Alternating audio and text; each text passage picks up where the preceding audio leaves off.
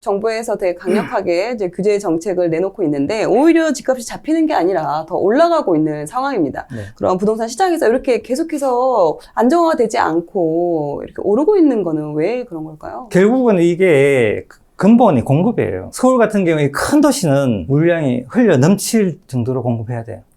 왜냐하면 생각해 보세요. 경기도 남부에 있고 경기도 북부에 있는 분들이 거리가 엄청 멀잖아요. 북부에 있는 분들 아무리 공급을 많이 해도 남부에 있는 분들은 공급을 횟수를 못 느껴요. 그렇죠. 그러면은 지역마다 공급이 충분히 돼서 그 물건이 충분히 이동을 해도 될 만큼 공급해야 돼요. 어디 가도 물건이 남는다 이런 정도로 공급해야지 시장이 멈춥니다. 그게 공급이에요. 내년 돼가지고 지금 수요 멈춰 있잖아요. 기본적으로 움직여야 될 수요들이 있어요. 그분들이 움직이면요. 또 부족함을 느껴요. 또 그분 또 산다니까요. 또 그래서 또 가격이 오르거든요. 그래서 1년 지나면은 무조건 가격이 움직이게 돼 있다는 거야.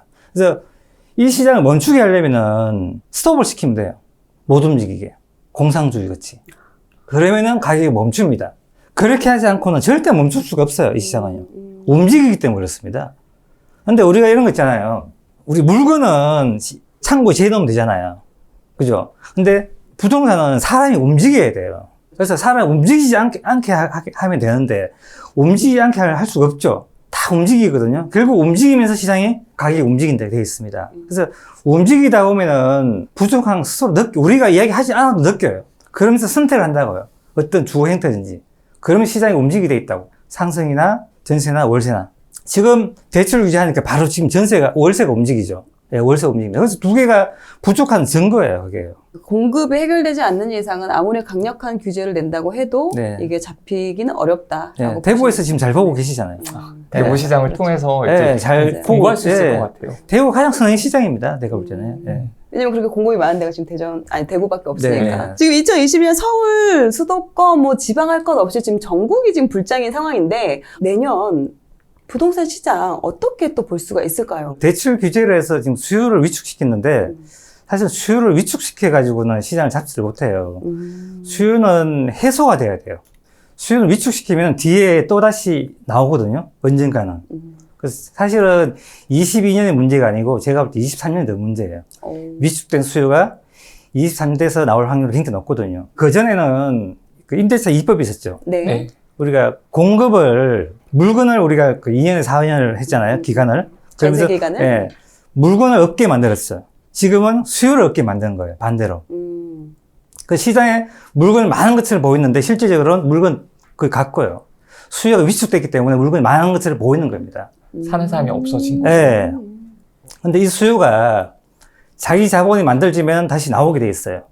해소가 안 됐잖아요. 그죠? 억제만 됐지. 지금 아니고 내년, 아니면 후년. 이 가능성이 굉장히 크죠. 그래서 제가 볼 때는 내년 상반기 정도 되면은 전세가 움직이고 하반기부터 다시 매가가 움직일 거라고 예상하고 있습니다. 그럼 전세가 움직인다는 말은 전세값이 더 오를 거라네. 네, 저는 그렇게 보고 있습니다. 근데 서울 수도권을 보면은 전세가가 하락이 된 경우가 잘 없어요. 거의 없어요. 근데 이 구조가 서울 수도권의 구조를 잘 아셔야 되는데 이 구조를 너무 모르시기 때문에 그런 거예요. 어떤 구조 말씀하실까요? 서울은 공급이 누적이 돼서 그 공급량을 통해서 전세, 월세, 매매가 돌아갈 수 있는 물량이 공급되어야 돼요. 누적이 돼야 돼요. 그래서 한번 상승하게 되면은 굉장히 오랜 시간이 걸리게 되어 있습니다. 규모가 크기 때문에. 그래서 상승을 꺾기가 굉장히 쉽지 않아요. 단기간에는 어떤 정책을 통해서 그 수요를 멈추거나 이렇게 할 수 있는데 결국 수요가 나오게 돼 있어요. 해소가 될 때까지. 공급에 의해서요. 그래서 우리 중간중간에 지금 24번인가 했죠, 정책을. 네. 뭐 멈췄다가 하잖아요. 그 수요가 멈춘 거지 수요가 해소된 게 아니거든요. 결국은 공급을 해서 해소가 돼야 돼요. 제가 보는 공급의 해소는 25년이나 26년 돼야 됩니다. 3기 신도시 입주랑 그거와 관계없이 그렇습니다. 관계없이 그렇습니다. 예, 누적 공급량을 보면은. 나오지 않아도 그쯤 되면 멈춘다 저는 보고 있어요. 그럼 일단 내년 같은 경우도 전세가뿐만 아니라 매매가가 네. 좀 오를 것이다라고 저는 보시네요. 오를 거라 보는데 재작년보다는 줄 거예요. 상승폭은 네, 상승폭은 줄 많이 것이다. 줍니다. 왜 그러냐면 수요를 억제해 놓았죠. 그죠? 그리고 2년 연속 이렇게 두 자릿수로 오르기는 힘들어요. 예, 그래서 복리를 하면 되게 많이 오르는 거거든요. 그래서 상승폭은 줄고 상승 계속 유지한다 그렇게 보고 있습니다. 올 초에 30억이 이제 거래되었던 아크로 리버 파크가 네. 지금은 42억까지 거래가 네. 됐다고 합니다.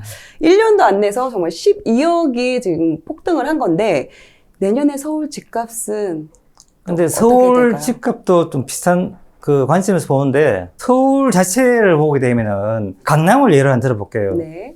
이 강남에 땅이 없잖아요. 그죠? 땅이 없는 곳에 우리가 공급을 할 수 없잖아요. 네.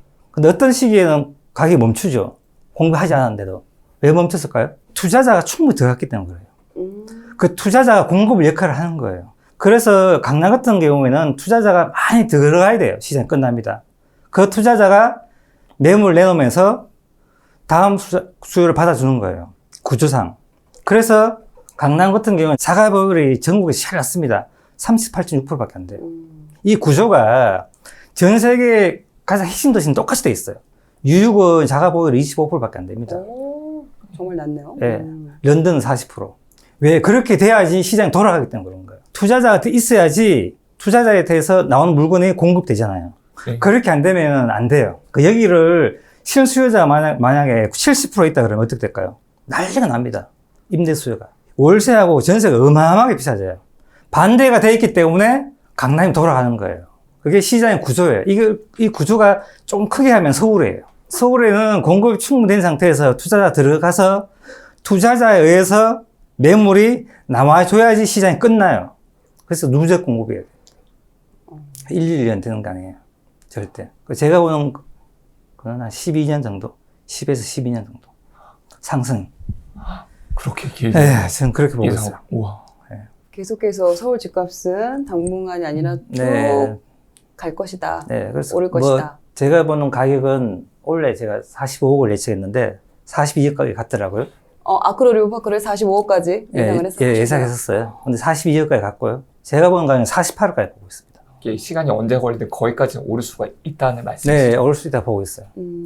아무리 수요를 억제하고 그렇게 하더라도 네, 충분히 그 가격을 갈 것이다. 네. 근데 이 시장이 끝나기 힘든 시장이고요. 근데 우리가 이번 시장은 우리가 상상할 수 없는 금액까지 올라가게 돼 있어요. 공급 자체가 워낙에 이제 없다 보니까 네, 공급도 없고 이제 그 외부 환경에 금융 환경이 너무 좋거든요. 저금리 환경에서 돈이 너무 많이 풀려 있기 때문에 높은 가격에서 끝날 거라 보고 있습니다. 네. 그렇다면 지금 또 서울 수도권뿐만 아니라 또 네. 전국이 진짜 지방도 정말 이렇게 많이 주목을 받고 있는데 네. 그럼 지방 부동산은 좀 어떻게 될까요? 원래 지방은 우리가 2000년도부터 상승해서요. 2023년까지는 기본적으로 상승을 하게 돼 있었어요. 제가 보는 관점은. 어떤 점 때문에 그러시죠? 공급이 부족했고요. 지방은 그 전에 17년, 18년, 19년도에 하락이 나왔거든요. 많은 도시들이. 하락이 나왔다는 거는 수요가 모여있다는 증거거든요. 그 공급이 없으면 바로 상승 나오게 돼 있거든요. 구조상. 근데 그 사이에 임대차 3법이 나왔기 때문에 수요가 앞으로 팍 튀어나왔죠. 그러면서 높은 상승을 만들었고요. 근데 그 상태에서 지금 대출 규제하니까 서울뿐만 아니고 전국에서 약간 주춤하죠. 이렇다는 거는 정책에 의해서 지금 주춤하다는 증거예요. 공급에 의해서 그렇다는 게 아니고. 공급에서 하락하고 있는 건 대구밖에 없습니다. 세종하고. 나머지는 다 정책의 영향이에요. 그럼 정책의 영향은 결국에는 수급으로 다시 돌아가게 돼 있습니다. 그렇기 때문에 2022년도 내년, 23년은 무난하게 상승한다. 저는 그렇게 보고 있어요. 그러면 지방을. 전국이 다 내년뿐만 아니라 23년까지도 계속해서 상승을 한다고 보시는 거네요. 저는 그렇게 보고 있습니다. 지금 공급이 조금 많이 예정되고 있는 부산이라든지 네. 아니면 천안, 아산 지역 같은 경우도 있을 텐데 네. 그런 지역들도 아직까지 수요가 다 못 받쳐준 상태일까요? 지금 공급이 많다 적다 이게 사실은 기준이 없잖아요. 네네. 그 기준을 안 잡으면은 다 많다 그러거든요. 부산도 사실은 보면 많은 것이 보이잖아요. 제가 보는 것이 많지 않아요. 인구가 많은 도시의 특성이 뭐냐면 미분양이 많이 생깁니다. 그분이 어떤 선택할 수 없기 때문에. 그래서 청주, 천안에 미분양이 많이 생겨요. 그런 이유로. 근데 그걸 정확하게 파악할 수 있으면은 어마어마한 기회가 될 수 있죠. 미분양이 나는 우리가 원리를 알게 되면은 미분양이 주는 원리를 안다고요. 그래서 우리는 그걸 알기 때문에 어마어마하게 그 도시 좋죠. 반대로 얘기하면은 미분양 통계를 한번 보세요. 청주, 천안에 미분양이 엄청 많습니다. 인구가 너는 도시 특성이에요. 너는 만큼 공급하는데 이 사람들이 선택하지 않으면 다 미분양이에요. 맞죠? 네. 맞죠? 네. 네. 매수에 다른 걸 하게 네, 되면 네. 굉장히 하락하면 선택 안 하잖아요. 근데 시간이 지나 상승하게 되면 그 수요가 매수로 돌아서기 때문에 또 부족하죠. 그래서 미분양을 보면 좀 가격의 흐름을 알 수 있는 게 그런 부분이 있겠네요. 네, 미분양이요. 근데 미분양을 알 수 있는 공급량을 찾는 게 더 빠릅니다. 사실은요. 많은 전문가분들이 미분양을 가지고 파악하잖아요. 늦어요. 대구에 지금 미분양이 지금 늘잖아요. 하락이에요. 어떤 미분 늘어야 하야 그게 아니라 동시에 일어납니다. 동시에 일어나요. 그 미분양 산 사람이 더 수익 난 거 아닌가요? 미분양 너는 공급량을 찾는 거예요. 줄 때도 마찬가지예요. 미분양이 줄어서 상승하는 게 아니고요.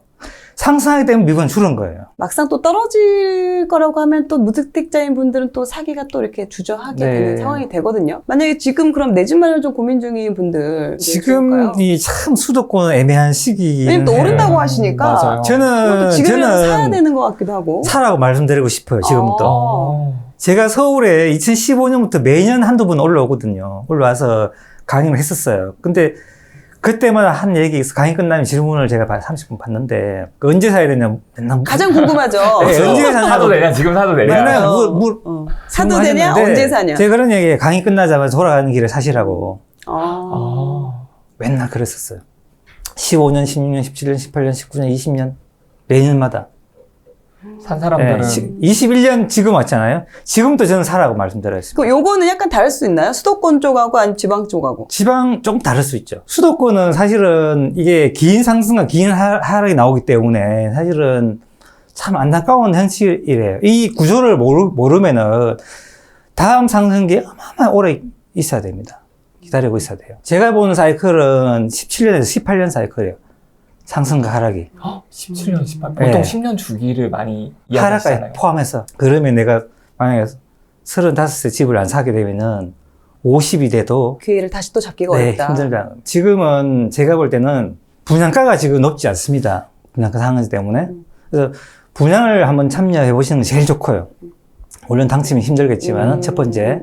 아니면은 장기적으로 거주할 수 있는 곳을 거주할 사서 수 있는. 내가 어떤 필요해서 옮기게 되잖아요. 옮기게 되면 내가 타이밍이 안 맞으면 내가 헐값이 팔아야 돼요. 나 의지와 관계없이 시장에 맞게. 그렇죠. 네. 그래서 오래 거주할 수 있는 데를 사야 돼요. 지금은요. 하락이 오겠지만은 좀 그 하락이 상승폭까지는 내려가지 않는다고 저는 보고 있거든요. 근데 그럼에도 불구하고 어떻게 보면 좀 이제 곧 또 부동산 대폭락장이 올 것이다. 이런 이야기가 또 여기저기에서 많이 나오고 있는 건 또 사실이기도 네네네. 해요.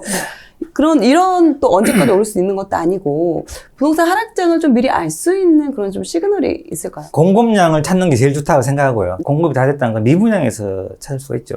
공급이 충분히 됐다라는 거를 판단하는 게 미분양으로 확인할 수 있다는 미분양으로 말씀이세요? 할 수 있죠. 왜냐하면은 더 이상 분양을 선택하지 않아도 대체할 수 있는 게 있다는 증거거든요.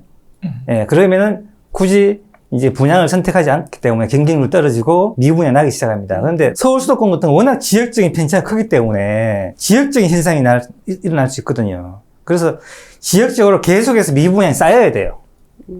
특정 지역에 미분양이 나서는 안 됩니다. 그래서 미분양이 계속 동시다발적으로 일어나고요. 그게 쌓여서 누적돼서 꽤 많은 물량이 됐을 때 시장이 죽게 돼 있어요. 서울 수도권만 그렇습니다. 근데 지방으로 가게 되면은 네네. 하락과 미분양 동시에 나오게 돼 있어요. 이유는 딱 한 가지밖에 없어요. 도시의 규모에 의해서 그렇습니다.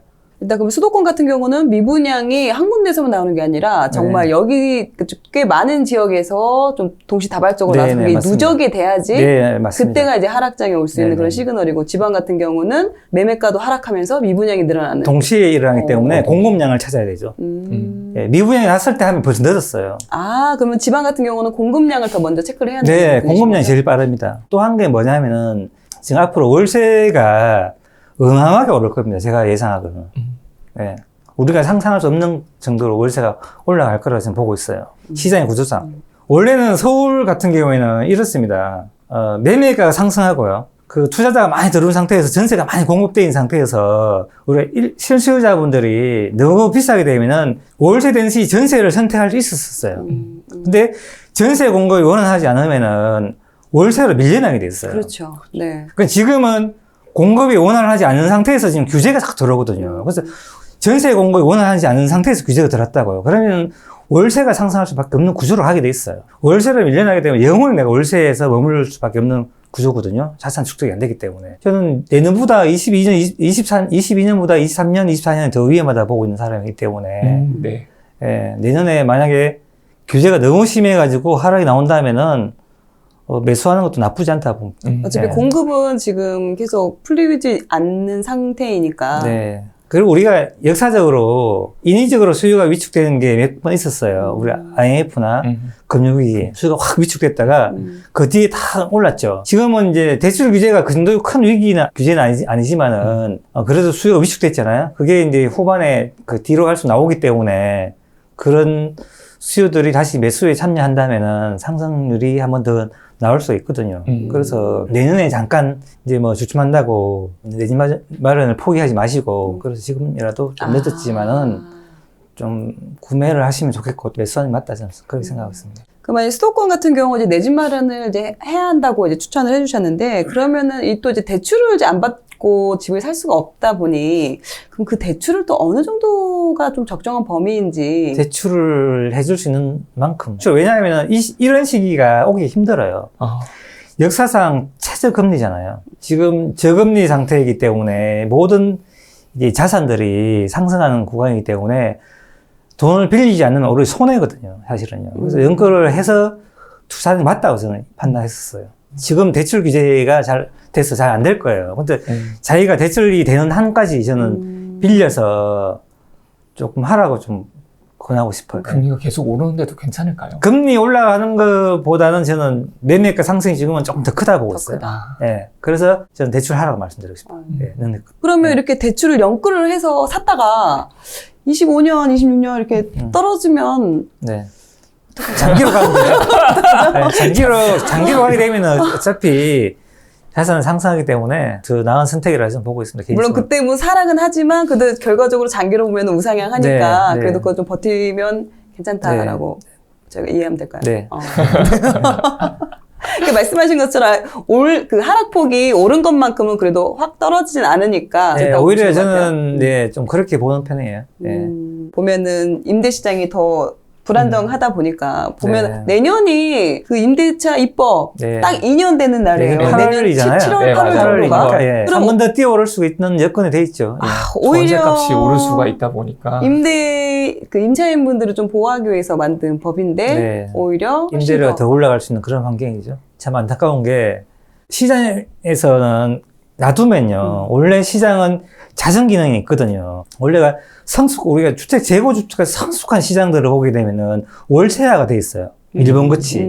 우리나라 월세는 OECD 국가에서 제일 낮은 국가에 속하거든요. 근데 일본은 되게 비싸요. 저희 전세가 있기 때문에. 네, 전세 때문에 그렇거든요. 그래서 전세가 없애게 되면 월세가 무조건 올라가게 돼 있어요. 구조상. 그래서 전세 공급이 충분 안 된 상태에서 자꾸 구제를 하게 되면 월세가 가파르게 오르게 돼 있습니다. 그래서 오히려 서민들한테 굉장히 불리하게 돼 있어요. 그게 가장 먼저 일어난 데가 강남이에요. 그래서 강남이 지금 보증 5억에 300, 400 이렇게 가는 거예요. 이게 시장에 성숙해야 되는데 그 성숙한 가는 단계에서 자꾸 정책이 들어가기 때문에 왜곡을 시키거든요. 그래서 저는 월세가 이렇게 빨리 진행되면 서민들은 집 장만하기 더 힘들어지거든요. 그래서 시장에는 조금 너무 개입하는 거는 저는 좀 바람직하지 않다 보고 있고요. 그래서 공급을 충분히 해주고 투자자도 진입할 수 있게 그렇게 해야지 시장의 구조상 천천히 월세화가 되는 겁니다. 천천히 시장이 적응하거든요.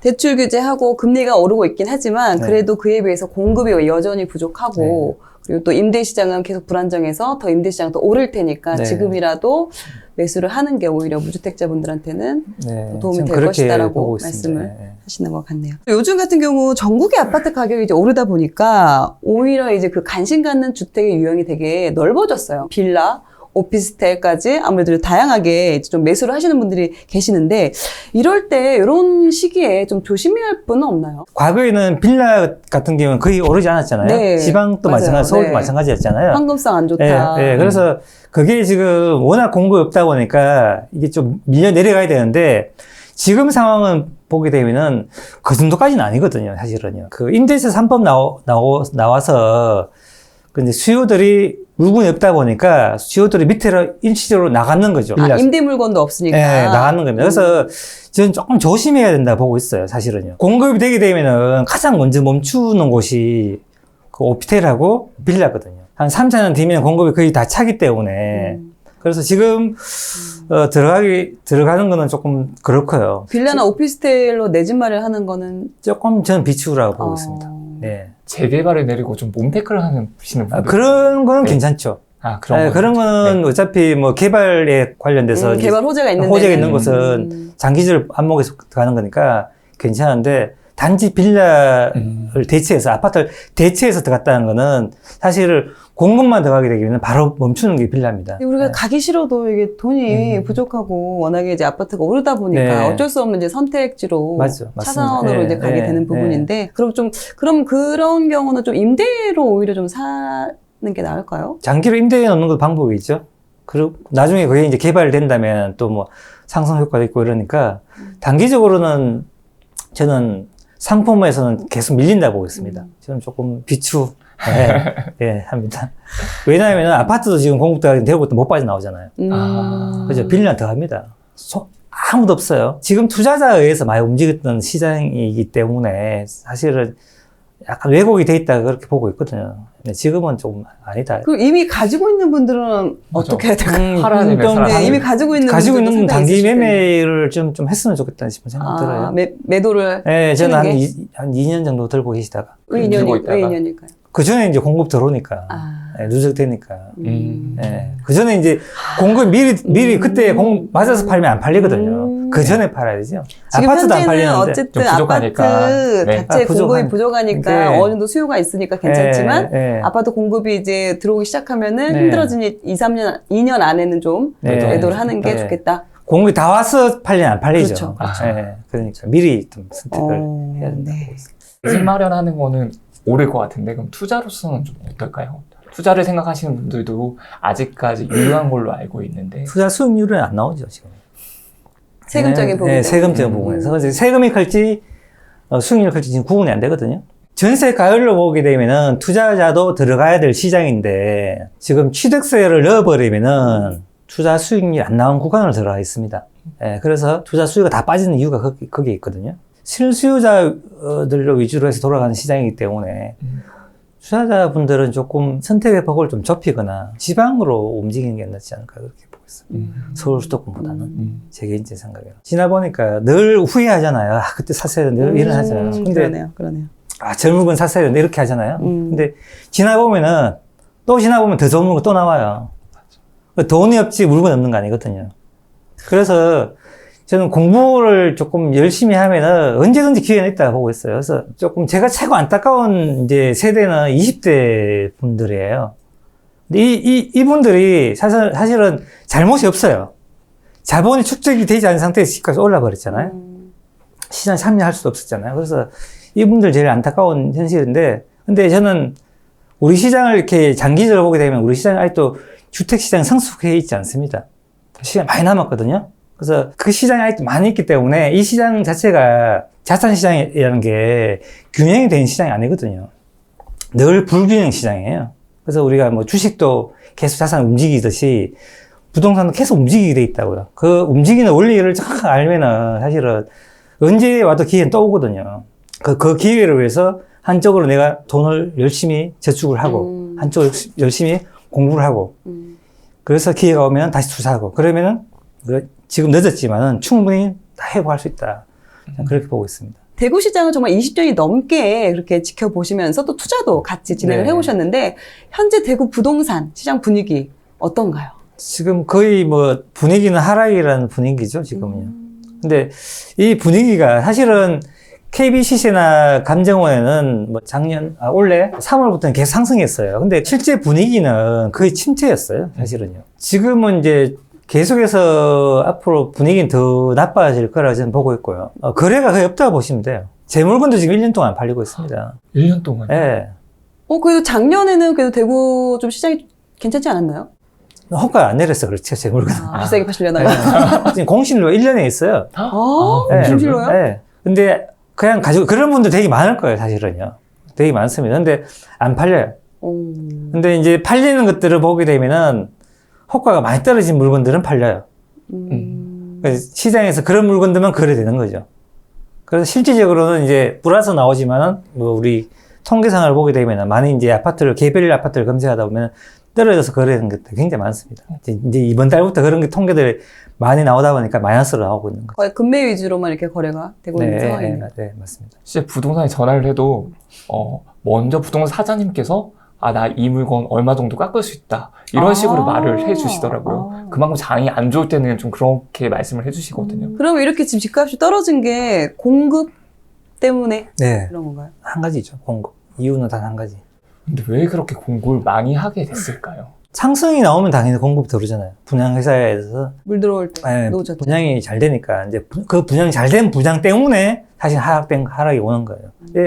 우리가 이 미분양 이렇게 해석하시면 돼요. 왜 컵이 이렇게 있잖아요. 컵이 이제 분양을 계속 하게 되면 어떤 도시가 이렇게 물이 꽉 찬 것처럼 되잖아요. 네. 근데 그다음부터는 물을 한 방울 딱 떨어뜨리면 어떡합니까? 물을 흘러 넘치죠. 네네. 똑같은 원리예요. 그 분양이 아무 하면 그 다 흘러 넘치는 것처럼 미분양이에요. 흘러 넘치는 게. 다 차게 되면. 그 이 컵의 크기를 찾는 거죠. 저는 수요의 크기를 찾는 사람이죠. 근데 이제 도시마다 이 크기 때문에 수도권 어마어마하게 크잖아요. 네. 수도권 저는 호수로 비교하거든요. 작은 도시는 작은 이제 대략. 똑같은 한 바가지를 부어도 네. 이제 이게 자체 기본이 이제 다르니까 사이즈가 영향이 다르겠네요. 우리 서울 수도권은 이제 큰 호수인데 많은 분들이 거기 호수에서 이렇게 그 물이 빠지는 걸 우리가 봐도 몰라요. 그렇죠. 너무 크기 때문에. 그렇죠. 근데 물이 다 빠지면은 그때서야 물이 없는 거 알죠. 근데 그때서부터 공급이 부족하다는 걸 느끼면은 물을 아무리 부어 넣어도 그 호수를 다 채울 때까지 어마어마한 시간이 걸리죠. 걸린다. 그래서 오래 걸리는 거예요. 지금이 그런 시장이니까. 그런 시장이죠. 그래서 우리가 17년, 18년, 19년 물량이 많았죠. 네네. 수도권에. 네. 네. 근데 잠시 물이 많이 들어오는 거예요. 근데 또 지나면 어떡해? 또 부족하다 하죠. 다 찰 때까지 그런 거예요. 이 호수에 물이 다 찰 때까지 시간이 걸리는 거예요. 그게 제가 보는 연도가 25년이라 보는 거예요. 근데 작은 도시는 어떻습니까? 물을 그냥 보면 바로 차쁘죠. 금방 상승과 하락이 금방 다 반복하죠. 지금 대구 같은 경우 공급이 상당히 많잖아요. 네. 그러면은 지금 대구도 집값이 떨어지고 있는데 그럼 대구 그 주변에 있는 지역도 좀 영향을 받을 것 같은데 뭐 경산이라든지 경산은 영향을 어떤가요? 받고 딱 붙어 있으니까 영향을 받고요. 구미도 있고요 구미. 주변에. 구미는 물량이 좀 적어서 괜찮고요. 구미 자체 물량이 적어서. 네, 사실 괜찮고 포항 같은 경우. 포항도 네. 떨어져 있잖아요. 그래서 물량이 작기 때문에 상승폭은 좀 줄 거예요. 영향을 받기 때문에. 예, 그래서 공급량이 적기 때문에 가격은 조금 오를 거라고 보고 있습니다. 예, 작은 도시들. 경산 쪽만 좀. 예, 거긴 딱 붙어 있기 때문에 연결된 도시가 있고 남은 떨어지는 도시잖아요. 예. 구미나 포항 쪽은 그래도 예, 좀 더 그래도, 안정적이다. 예, 조금 괜찮을 거라고 보고 있습니다. 왜냐면 또 그 광역시만 보는 게 아니라 그 주변 또 위성도시도 같이 네, 그 또 같이 연결이 보는 거 돼 맞습니다. 있는 상황이라서. 네, 맞아요. 왜냐면 그 안에서 또 인구가 이동을 하니까. 거의 그냥 걸어가다가 보면 경산이에요. 그러더라고요? 대구에서 걸어가면. 지하철도 같이 네. 네, 연결돼 있어요. 2호선이 연결이 돼 있어서 네, 맞습니다. 연결돼 있습니다. 영향을 안 받을 수가 네. 없을 것 같아요. 그 첫 집을 미분양인 걸 사셨잖아요. 네. 그러면 어떻게 보면 이렇게 입주가 많은 시기가 기회가 될 수도 네, 있을 것 기회도- 같은데 네. 그럼 지금 대구 기회는 아닌가요? 기회라는 거는 어떻게 찾냐면은 공급량을 정확하게 이해했을 때 기회예요. 지금 들어가시면은 지금은 돈이 물리는 거죠. 내 돈을 투자하고 그냥 기다리는 거예요. 근데 기회가 되려면 타이밍이잖아요. 타이밍을 정확하게 잡으려면 정확한 공급량을 해서 들어가야 돼요. 그래서 23년이 기회가 되려면은 24년, 25년 물량이 적어야 되고요. 누적해서 돼야 되니까. 그래서 22년이 기회가 되려면은 24년부터 물량이 적어야 되는데 22년은 힘들죠. 24년 많았기 때문에. 그러면은 25년이 아니면 급감하든지 이렇게 해야 되거든요. 22년이 되려면은. 근데 25년도 물량이 지금 모이고 있지만은 지금으로 봐도 25년, 23년은 제가 볼 때는 힘들어질 것 같고요. 23년에서 지금 판단하기 조금 이르긴 한데 25년, 26년 보고 우리가 판단할 수 있어요, 사실. 언제 들어갈지는. 그래서 지금 판단하기 좀 일러요. 네, 왜냐하면 누적 공급을 봐야 되기 때문에.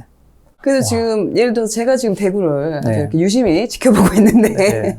그래도 어느 정도 어떤 신호를 보고 대구를 좀 더 이렇게 실질적으로 행동으로 들어갈 수 있는지. 공급량이죠. 신호를 보게 되면 늦다니까요, 지방은요.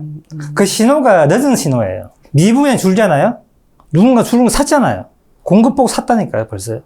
그렇죠, 그렇죠. 늦은 거예요, 사실은. 근데 현재는 지금 24년까지 일단 공급이 많은 상태이기 때문에 네. 근데 25, 26 그 물량이 나오는 걸 확인을 해보고 부분일까요? 들어가시면은 그냥 기다리고 있는 거예요. 근데 또 지금 이제 대구 부동산 시장 이제 분위기를 이야기를 해주셨는데 또 김주영님이 첫 내 집을 마련할 때도 그렇게 네. 부동산 시장이 좋지가 않았다고 들었습니다. 99년도에 제가 그때 우리 IMF 끝나고 그때 음. 미분양이 엄청 많이 났을 때요. 미분양만 골라 살 수 있었어요. 그런데 그때 이제 2호선 라인에 미분양을 산 거죠. 그 당시에 얼마나 심하냐면 건설사들이 건설 공기를 못 맞춰서 입주 지원금을 줬어요. 거꾸로. 자재가 없어가지고. 어머. IMF 때. 그럴 정도 심각했어요. 근데 그 뒤에 어떻게 되냐면 2020년부터 해서 엄청나게 올랐죠. 19년부터 해서. 1999년, 2000년부터 2003년, 2004년, 2005년까지 엄청나게 많이 올랐어요. 근데 보통은 그렇게 미분양이 나고 막 이렇게 하락을 하면 내 집 마련하기가 선뜻 겁나죠. 어렵거든요. 그때 확신이 있으셨어요? 그때는 뭐 첫 번째 집착만이었고 그 집 아직도 가지고 있어요. 그냥 아직도. 필요해서 구매를 하신 거예요? 그 첫 집은? 예, 그렇게 됐죠. 근데 그때 이제 역세권이었고 그래서 제가 그때 직장 생활하고 딱 1억을 모았거든요. 그 당시에 1억이면은 상당한데요. 네, 현금을 1억을 딱 모아서 그 집을 산 거예요. 그 집이 너무 많이 올라서 그래서 그때부터 공부를 하기 시작한 게 지금이에요. 그래서 20년이 된 거예요. 그때 오른 그 차익을 느껴보시고. 그때 이게 왜 오를까에 대한 굉장히 큰 고민을 했었죠. 왜 집값이 이렇게 올랐지? 되게 의심이 됐어요. 그래서 이제 공부해보니까 시장에 원리가 있는 거예요, 사실은. 그래서 했는 게 지금 20년이 된 겁니다. 그럼 그 집 지금 아직도 가지고 계시잖아요. 네, 아직도 가지고 있어요. 지금 시세는 어느 정도 되나요? 지금 한 3배 반 정도 올랐어요. 근데 그 집을 이제 월세에 놓고 있거든요. 지금 현재 네, 월세를 주고 계시고. 월세가 지금 집값이 다 3번 정도 빠져나왔으니까. 월세로? 네, 월세로 집값이 3번 정도 빠져나오고 또 3배가 올랐으니까 그 집에서 6배가 된, 그 집에 6배가 된 거죠. 그래서 이렇게 월세, 어차피 이제 투자금 같은 경우는 다 이제 회수가 된 상황이고 하니까 그래서 매도를 안 하시고 계속 가지고 계시는 거예요? 네, 저는 계속 가지고 있는 거예요. 집을 안 팔았죠, 한 번도. 왜 매도를 안 하시고 계속 가지고 계셨던 거죠? 매도하지 않은 게 더 유리하니까. 결국 매도해서 후회하는 것보다 안 파는 게 훨씬 더 좋거든요, 사실은. 겪어보면은. 그래서 딱 2번 팔았나? 지금도 다 갖고 있어요. 근데 지금 팔려고 내놓은 거는 종부세 때문에. 세금 때문에. 종부세 때문에 지금 너무 많이 나오니까 그렇죠, 지금 그렇죠. 막 어마어마하게 나오니까 감당이 안 되니까 어쩔 수 없이 지금. 그래도 지금 저는 나머지 건 다 갖고 있어요. 안 팔고 갖고 있습니다.